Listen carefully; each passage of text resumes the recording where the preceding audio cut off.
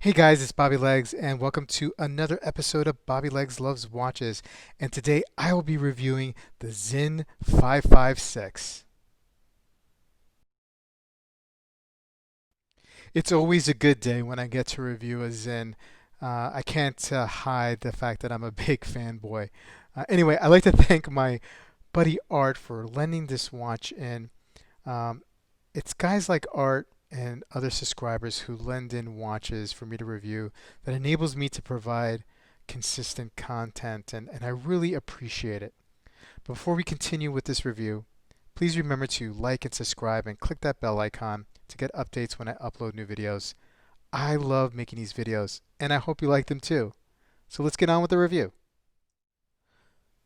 So let's jump right into the specs, shall we? We have a 38.5 millimeter case diameter, 44 millimeter lug to lug. You got holes here at the end of the lugs for easy strap change, and the lugs do curve down nicely, not too aggressively, but nicely enough to hug the wrist. 11 millimeter case thickness, 20 millimeter lug width. Beautiful stainless steel case and H-link bracelet, milled, fold over clasp with 3 micro adjusts to get that nice snug fit. Uh, Sapphire crystal with AR coating on both sides.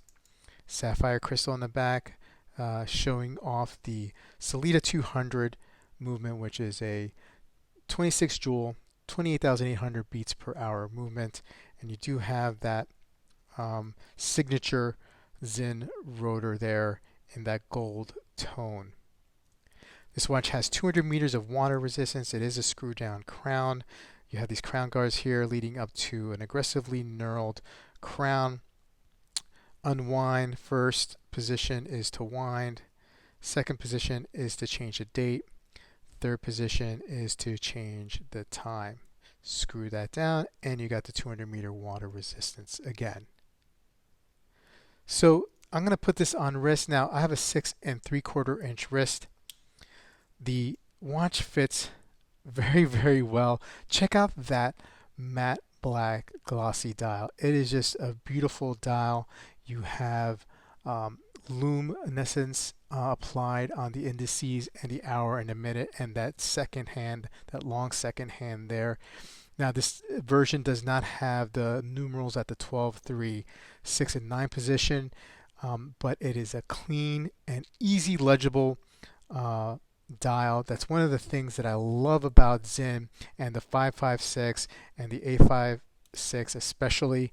The dials are just so well easily readable, and it's a great pilot themed watch. Now this watch is a little bit on the dressier side, I would say, because of its sizing.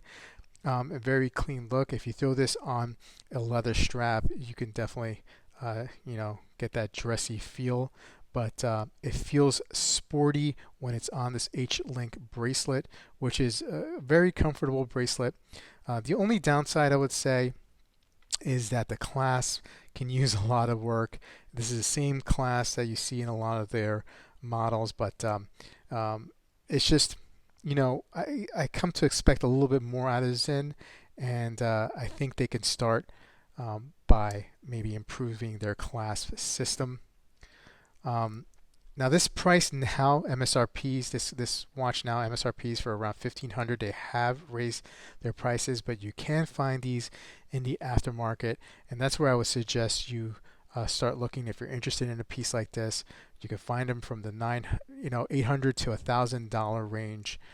It's just a great watch, a great Sinn to start off with. This and the 104 are the classics. I think if you want to hit the ground running with the Sinn, I'm more of a fan of the A56, which is a 40 millimeter version of this watch pretty much, and it does have the tegmented technology. This does not. So if you're into more of the technology that Sinn can offer, I would suggest looking at the A56.